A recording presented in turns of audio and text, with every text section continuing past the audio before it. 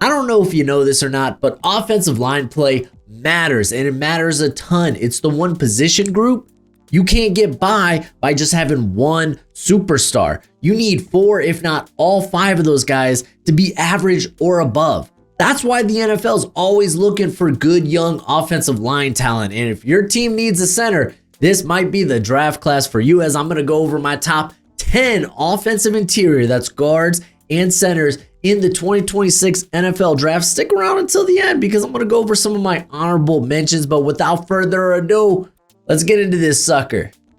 Starting at number 10, it's DJ Campbell out of Texas. He's 6'3", 322 pounds, got a third round projection on him, basically a top 100 grade. And he was a former 5-star, no kidding, out of the 2022 recruiting class. He also participated in basketball and track and field, doing the throwing events, but showed up at Texas, started his career as a backup. 2023, got the start at right guard, hasn't relinquished the position ever since, and he's coming in with a thick frame. This dude is massive. He plays with good natural leverage, hits with pop, just overwhelms defenders at the point of attack, throws definite strikes and blows. He's able to keep defenders off balance and off kilter. He's just got some very devastating blows. Like this dude, as a chip blocker or a combo blocker, just like, okay, I'm gonna help out with this one assignment and then I'm gonna hit the second level. Feels like he doesn't really even need the help. Just, okay, I'll take this guy out and then I'll take this guy out. He is a thick boy, almost like a brick house on wheels to some regard, but he moves pretty well at his size as well. He's able to hit his landmarks. He plays with urgency, a very strong anchor, gets good leverage, handles bull rushers well. He's been in a very diverse scheme there at Texas, and he just consistently picks up stunts and delayed blitzers. He's always looking for busy work if he's not manned up on somebody. So there's a lot to like about DJ Campbell. However, there's always a however. Let's talk about the cons. Does attack with wide hands. That just kind of opens up your chest to, for defenders to get in there and establish leverage. And I mean, he had like I think 7 holding penalties last season, or 7 penalties, majority of them being holding. But when defenders are able to get up under your pads and just kind of take you for a ride, gain that leverage, it's just not a good spot to be in. So you don't want to open up that, I always call it the strike zone. Could do a better job with the knee bend. There is a little bit of waist bend in there. I don't think it's a core strength issue, but there is some waist bending. Strikes don't always land. His grip occasionally slips. You kind of see that at the second level. The feet do sometimes stop upon contact. I love guys that keep the feet moving through contact, and this is more so an issue in pass pro form. But I love seeing the feet move through contact regardless of position. Also, he does have some moments as a lunger, which that's kind of going to be a college offensive line thing. Just is. Typically see a lot of lungers in college football. Did only primarily play on the right side, so maybe you're wondering, can he play on the left? It is what it is. But Campbell, I think, is a very good prospect. I'm willing to bet on some of the traits, and just ideally, I mean, I think he could probably play in any scheme, but with his type of power, I like him in a gap scheme.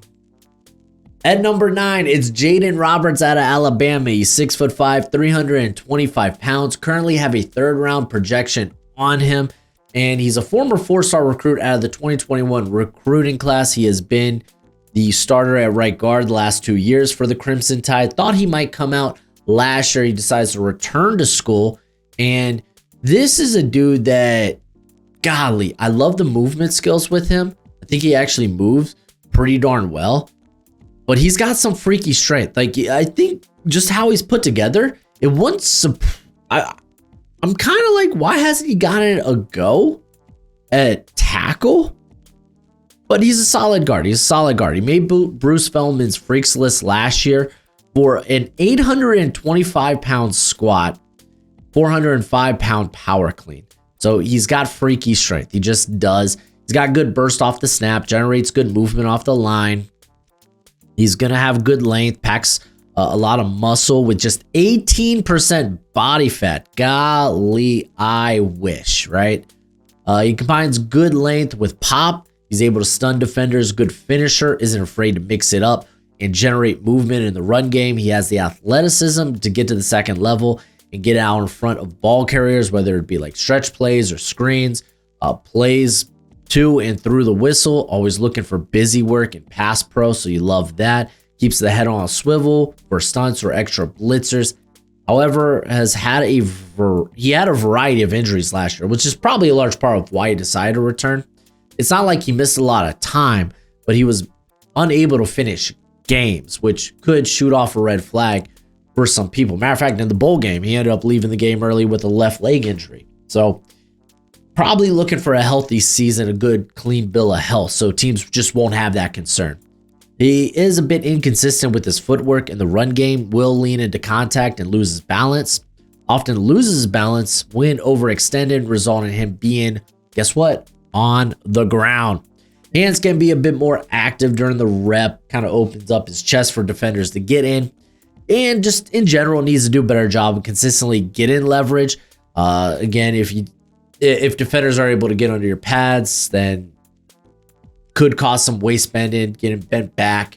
And that's just a position no offensive lineman wants to be in. But in terms of traits, Roberts got him.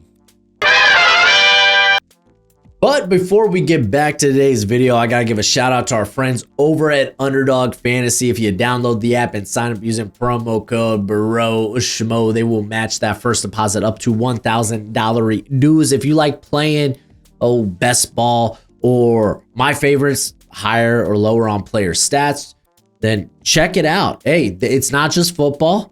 They got baseball. We're in the thick of things when it comes to the baseball season. So if that's something you're interested in, then remember, download the app. And when you do, you're signing up with promo code Broshmo. But please play responsibly. Play within your means. Let's talk more hog mollies.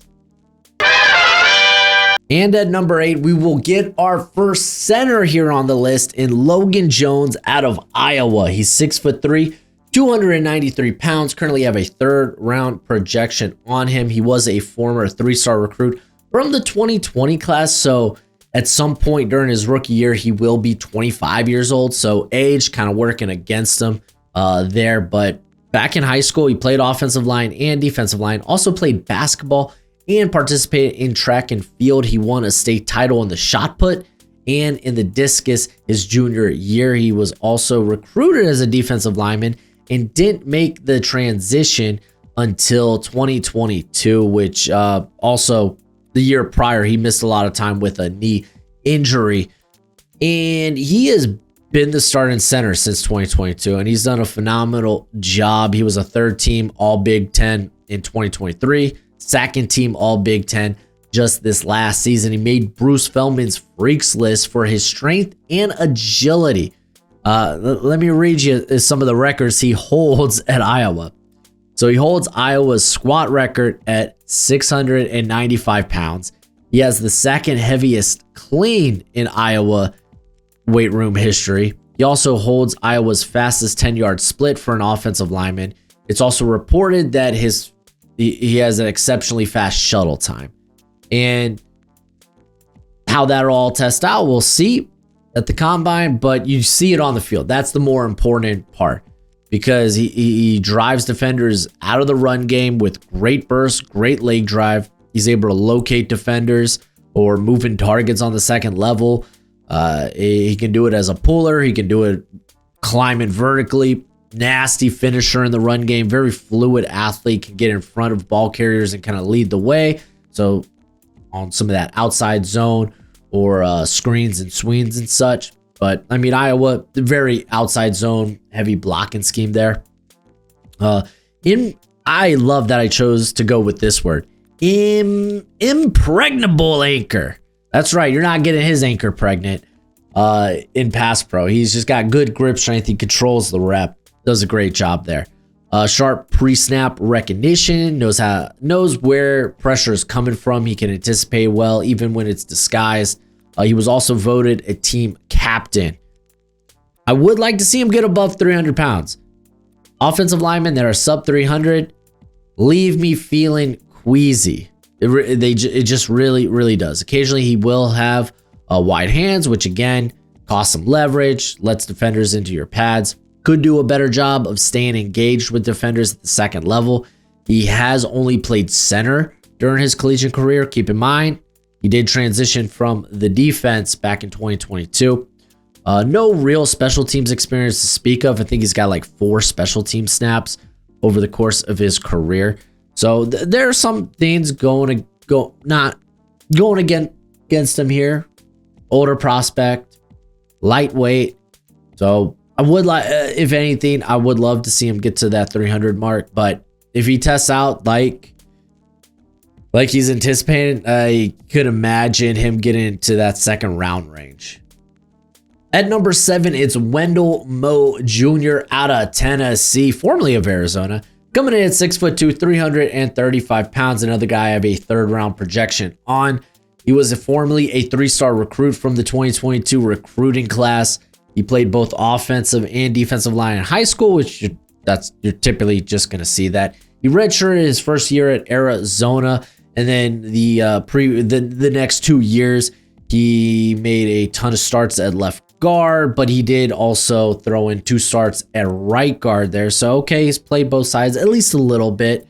He was the second team all Pac-12 back in 2023. Pac-12, we're coming back, baby. Watch out. Now it's going to be a group of 6. Interesting. But he transfers over to Tennessee. And I've talked with Alex from Hail Mary Sports a lot about Wendell. Just because I knew he really liked him, and I get why. He's very good in pass protection. If you look at his win rate in true one-on-ones, 98.1%. It's in that elite tier. It's like that's where you want to be when it comes to win percentage and true pass sets, true one-on-ones. And yeah, like he's thick, he's barrel chested, plays with the natural leverage because again, 6'2", he's on the shorter side.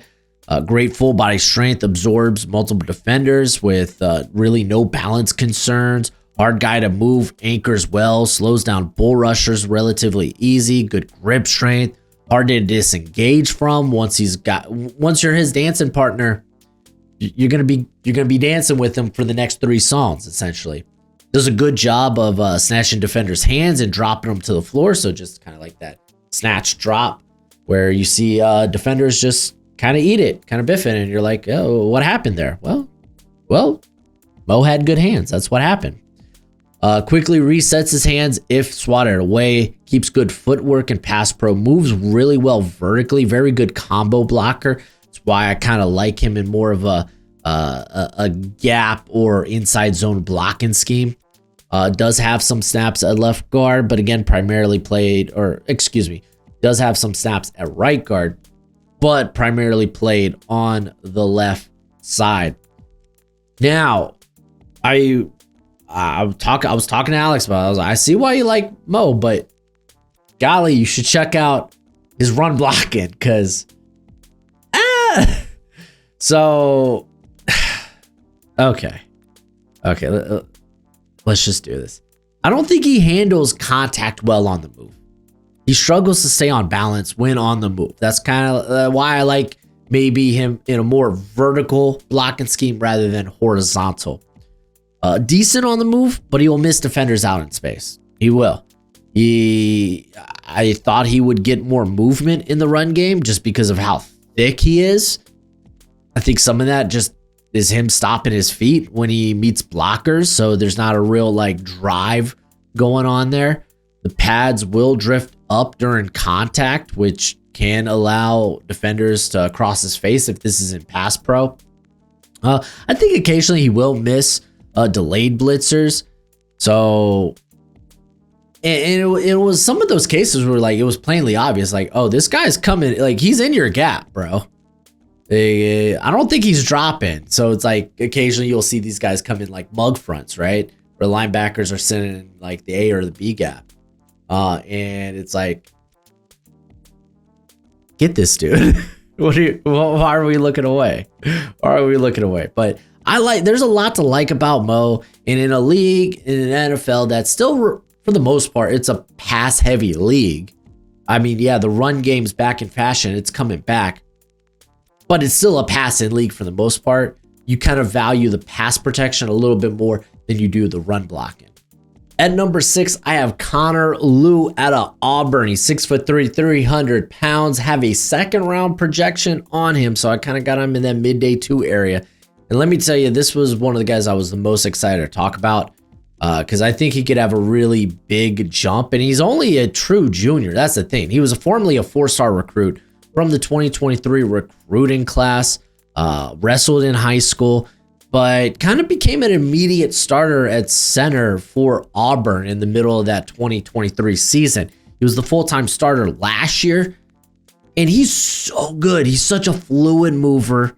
He glides on the field, exceptionally light feet, like lateral ability is phenomenal, gets to the second level with urgency. He's a scrappy run blocker who will throw his hands and torque his hips to get that job done. Hand placement, hand usage is great. Quickly replaces his hands when they're swatted. He gets good leverage, fights to maintain it, plays with that dog in him. Oh, that's the first time I brought up dog in this whole thing. He keeps moving his feet in both phases, both pass and run blocking. Knows how to die a slow death when he's facing a mountain of a defensive nose tackle. You know, okay, this guy's going to push me back with power. Well, I'm going to make sure I'm going to buy some time for my quarterback. I'm going to keep resetting my feet and just die that slow death before he buries me to the ground. And dude was a true sophomore last year and voted a team captain. Insane. There's so much to like about him. Keeps his head on a swivel, can pick up stunts and blitzes. There's a lot to like, and I think he could end up being a big riser. Then again, though, it's like the center position, so how much can you truly rise? We'll see. I don't know. Maybe he ends up being like Ray Zabel, but keep in mind, Zabel was a tackle that just transitions better to the interior for the NFL.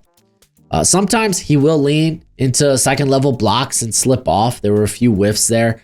Doesn't always grip on engagement, and he will fall victim to the spin move. More burly defensive linemen can overwhelm him, but that's when it comes to like dying that slow death. I think he could at least manage that. Let's see. He only played center in college. Little to no special teams experience to speak of, but again, those aren't nails in the coffin. There's just a lot to like about Lew. There really is, and this is turning out to be an exceptionally good center class. I'm going to talk about a grip of these guys, specifically centers, in my honorable mentions. At number 5, it's Armaj Reed Adams out of Texas A&M. He's 6'5", 340 pounds, so he is a beefy boy. Got a top 50 grade on him, was initially a 3-star recruit from the 2020 recruiting class, participating in track and field, doing the shot put and the discus. Starts his career at Kansas, where he did manage to get 3 starts at right guard. He would redshirt his sophomore year, and then in 2022, it was kind of wild because he played in 12 games, and he was included quite a bit in the rotation, mainly during the final 7. And then in 2023, he started 12 games, the first at left guard, and then the last 3 at right tackle. So, watch out. There's some positional versatility there. Ends up going to A&M last year. Started, 12 games at right guard. Did miss the bowl game because of left arm injury, but I guess his plan was to return regardless. This dude's so physically imposing. Long arms. I think in the right system, right scheme, you could probably play him at tackle in the NFL. I'm just saying, just throwing it out there. Carries his weight really well, shows good lateral ability, just good movement skills in general. Displays that finisher mentality in the run game that the NFL absolutely loves. The grip strength is great. Keeps his feet moving through contact. Sturdy build that just packs a lot of pop behind it. Hard to move, and he just generates really good power. Shows good patience and timing in pass pro. Does a good job picking up stunts. Has the length to knock them off their path. Played both guard spots along with a few starts at right tackle. So again, positional versatility. Was voted a team captain in his first year there at College Station. But he is going to be a 6th-year player. So I don't have the age on him yet, but I imagine he's going to be around that 24. Leaning into maybe 25. He does lean into blocks. Speaking of leaning, overextends over his feet. Gets pulled off balance. Hands sometime land wide, gets caught holding. I think he has the most holding penalties of anyone on my summer watch list. I think he has the most penalties. He had 11 last year of anyone on my summer watch list for, I would say, the offensive line class in general. Let me go check. Yeah. I don't have anyone that eclipsed double digits except for our boy Reed Adams here. Wah. Still a good prospect though. Hand usage does need to continue to improve. Does struggle to redirect versus smaller rushers. High-waisted and won't always get consistent leverage. It's just when you're taller built, which I mean, 6'5", not incredibly tall. Typically, you talk about these skyscrapers tackles at like 6'7", 6'8". But with Reed Adams, he does. There is some. He struggles to sink his hips consistently. Lacks suddenness in countering speed, can be a tick late reacting, but I get why a lot of people have him as, I think in general, either, well, definitely guard one, but some places will have him as offensive interior one, and I get it. I see why. There's other players that I like a bit more in this class. Speaking of players I like a bit more, at number 4, it's Caden Green out of Mizzou. He's 6'5", 320 pounds. Also have a top 50 grade on him. And I mean, one thing he's got working for him, he will be 21 his rookie season in the NFL, opposed to whatever Reed Adams is, which I imagine is going to be close to 24. But with Green here, he was a former 4-star recruit out of the 2023 recruiting class. Started his career at Oklahoma. He did get 5 starts at left guard, but ended up transferring to Mizzou. Started all 13 games at left guard last year. Build out frame with some solid length. Maintains a good pad level regularly. Gets good initial leverage. Wants to be a nasty finisher in the run game. He'll explode out of his stance. Hits the point of attack hard. Gets good torque from his hips to redirect. Fluid mover in space, glides across the line laterally, can get vertically with urgency as well, keeps his hands inside, and he just lands his strikes. He stays square with the defender prior to contact, and then he just beats him up like a boxing bag. That's what it is. Keeps his head on a swivel for stunts and blitzes. He even looks where he can help out in other assignments. His feet do a good job of mirroring, and voted a team captain immediately after transferring. Always a good sign. He will struggle to recover once rushers win leverage, and his anchor just kind of suffers, so the anchor can be a bit inconsistent. Wants to be the first point of attack, so there are times where he leans forward. In pass pro, typically you only want to lean forward in pass pro if it's like, I guess you could say RPO or play action, because you're trying to give the illusion of the run game. But then again, an RPO can be the run game, so it's kind of a little different. Gives too much control to the defender. The footwork kind of opens up a patch to the quarterback. No real pop in his hands, more focused on subduing defenders than actually stunning and striking and knocking them back. Could do a better job of keeping defenders engaged in the run game, but all in all, we're talking about a very young player here who already does a lot of things exceptionally well. That's why he's so high on my list.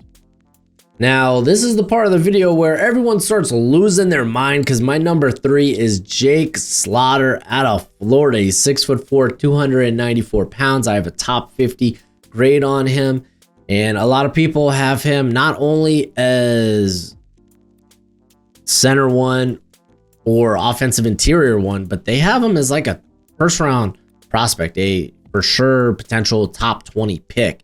And I'm not quite there.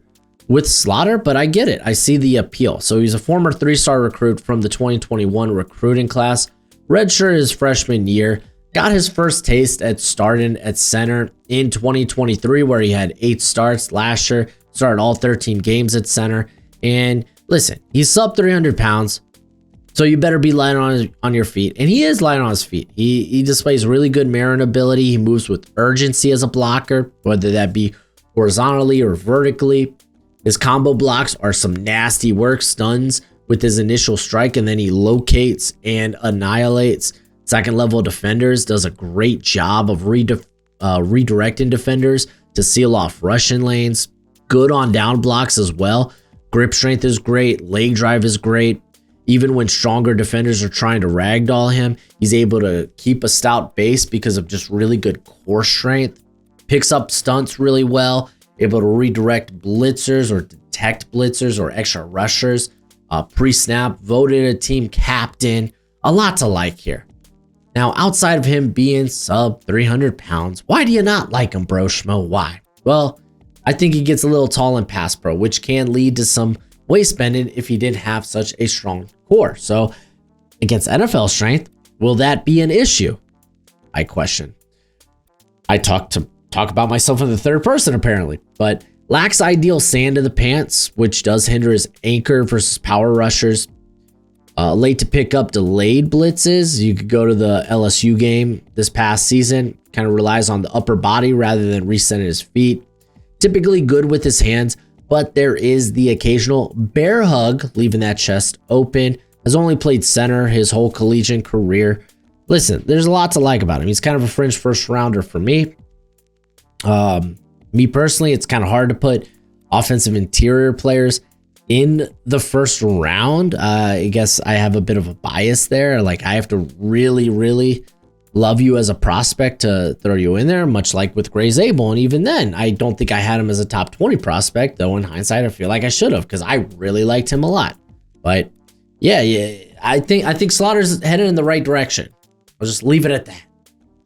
And then at number 2 is Vega Iwane out of Penn State. He's 6'4", 334 pounds. I do have a first round grade on him. He's a former 3-star recruit from the 2022 recruiting class. Played both offensive and defensive tackle in high school.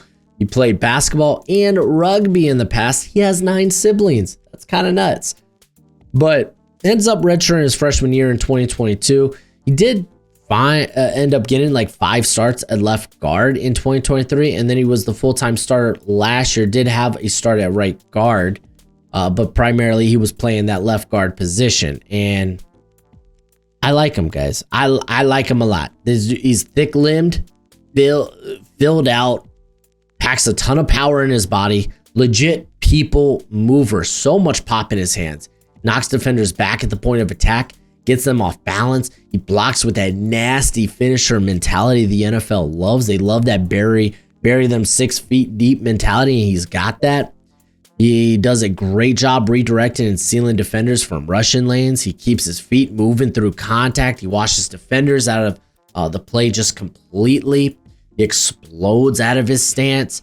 He's just a force at the point of attack. He moves pretty well laterally for his size. The feet are nimble, more nimble than I expected. And he does bring that experience at both guard positions. Again, even if it's marginal.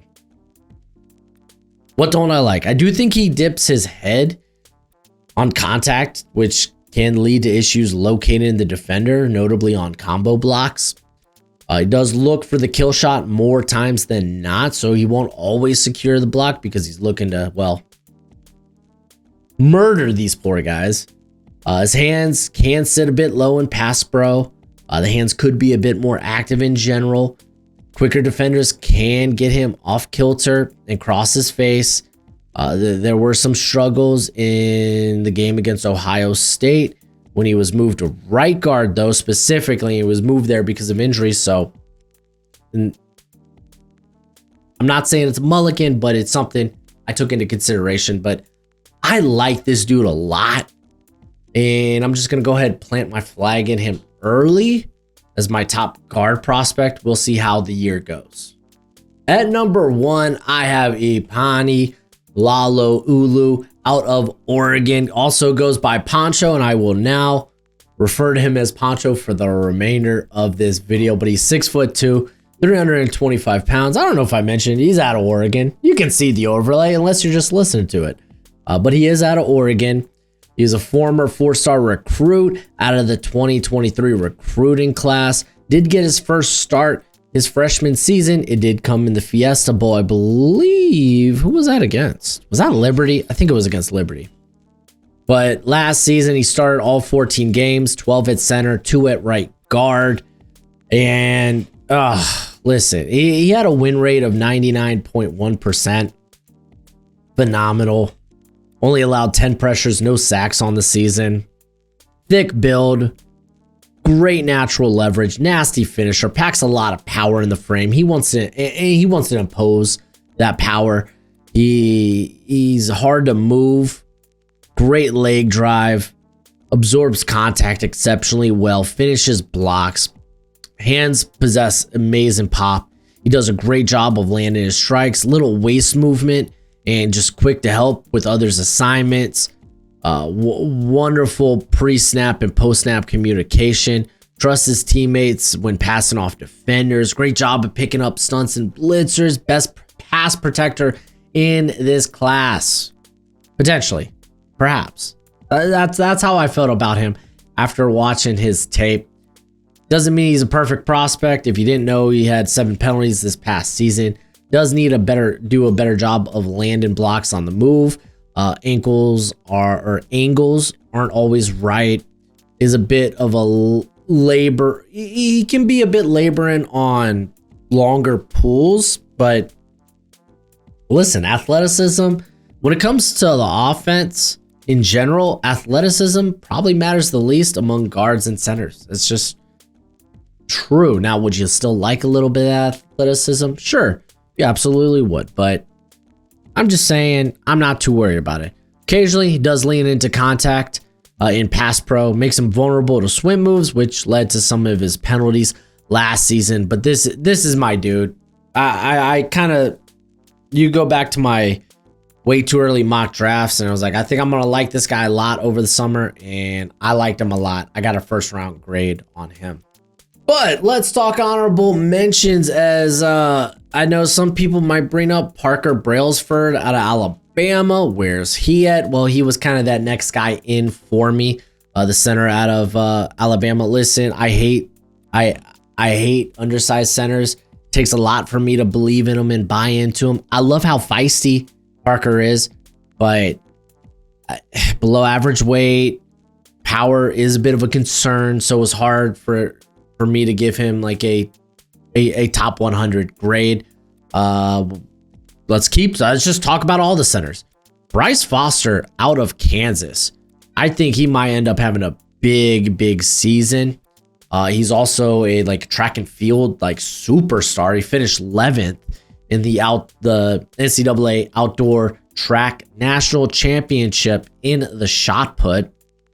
Made Bruce Feldman's Freaks list back in 2022 for his bench. The dude's stupid strong, but I think he's a good mover as well. But there's some technical stuff that it's you don't love. He occasionally gets too upright, giving up leverage, struggles to stay engaged occasionally because he leans on defenders a lot. But I think watch out for him, man. There's some stuff to like about him. Lyndon Cooper out of Pittsburgh. Former 3-star recruit out of the 2021 recruiting class. He's 6'2", 315 pounds. And he just feels straight up just good, right? Strong grip, great hip torque, solid combo blocker, plays with a nasty demeanor. It's just he overextends at times, leans into engagement at times.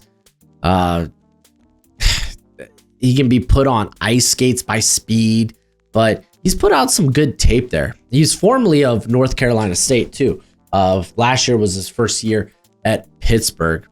I think probably the one guy a lot of people might bring up is Davion Carter out of Texas Tech. And I know he plays guard. At that size, he's got to move to center. He's 6 foot 295. There ain't no way he stays at guard.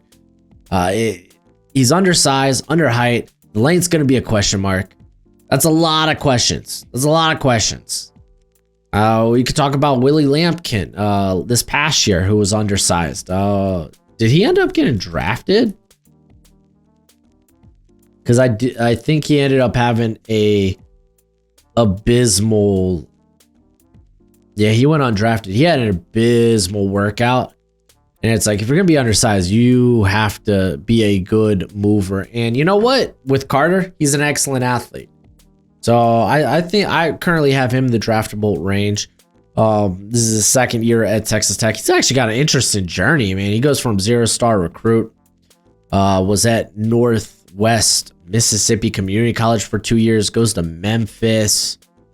Did he walk on Memphis? I don't think he walked on, but yeah, no, cool story, man.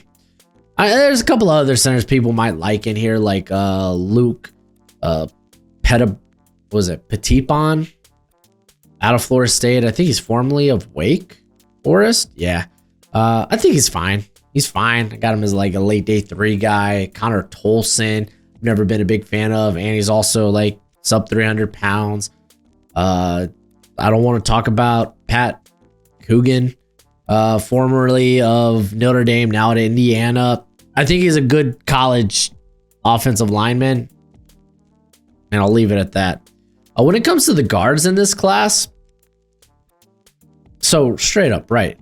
Joshua Bond, who's currently at Kentucky, I think could probably have been in the NFL now. Maybe he got a bad projection and he decided to come back and transfer, but he was formerly a 4-star recruit for Florida. Ends up going to Arkansas in 2023, and he's actually played really well those 2 years, and then he transferred. He's now at Kentucky, but massive frame, big body, a lot of good film. Only allowed 8 pressures last year, had a 98.2% win rate, which is really good, and I think he's played both guard spots vastly for the most of his career. A lot of starting experience, so it's kind of shocked that he didn't come out last year. This was a dude that's been on my summer watch list for the last 3 years. And I was going to watch him for last draft cycle. He ends up returning. I'm like, okay, well, I'll watch him this time around. And I'm like, hey, I like that dude. It's not bad. Chase Bisantis, the other guard there at Texas A&M. I think there's a good chance he ends up returning because he's a true junior this year. Sturdy build, 6'6", 330 pounds. Did play right tackle his freshman year, so might be someone that kicks out to tackle if injuries come about. But you do worry about a little bit of the balance issues. His hands could be a bit better. He attacks wide, and they aren't always. They come in low as well, so you don't love that. But he's a good athlete. Emmanuel Preganon, hopefully I got that right, formerly of USC and formerly of Wyoming, now at Oregon. He's a big body, I get it. Big meaty boy at 6'5", 320 pounds, 6-year player, okay athlete, good college player. That's where I'm at with him, but I do have a draftable grade on him. I will say that. Tomas Rimac, formerly of West Virginia, now at Virginia Tech. Physical player, very average athlete. That's all I'm going to say. There are some guys that I wish I got to that maybe I'll get to late in August after I kind of complete my first wave of summer watches. But I wanted to go back and watch Brian Felter of Rutgers. He was hurt last year, which means I'll probably be pulling from the 2023 tape, which probably is a big part of why I decided not to watch him this go around. Dylan Wade out of Auburn. I believe he's formerly of Tulsa, but he's been at Auburn in the last 2 years, going into his 3rd year. There's Joe Fusal out of Georgia Tech, Walter Parks out of Clemson. I do want to watch Mason Randolph out of Boise State. Is just another guy that was banged up last year. So I was like, oh, maybe I'll just watch him as the year goes and kind of figure it out. But that's it for the video. Go ahead, let me know who are some of your favorite interior prospects in this class. Again, a special thanks to our friends over at Underdog for sponsoring today's video. If you do download the app. You're signing up with promo code Broshmo. I'm going to have some deep dives coming out after this. We're going to complete the NFC East, and then we're going to get started on the NFC North. So be on the look for that, sucker. Also, I'm right now doing my deep dive, and I'm just doing the defensive line as a whole. I'll have them in separate videos, but it's become a little bit easier to kind of watch 2 or 3 guys at once that are on the same team. So it's just been kind of like, okay, I'll just do the defensive line as a whole, and then it'll be 2 separate videos. But yeah, that'll be out probably in the next week and a half. So look out for those. But as always, until next time, you be easy, my friends. Later.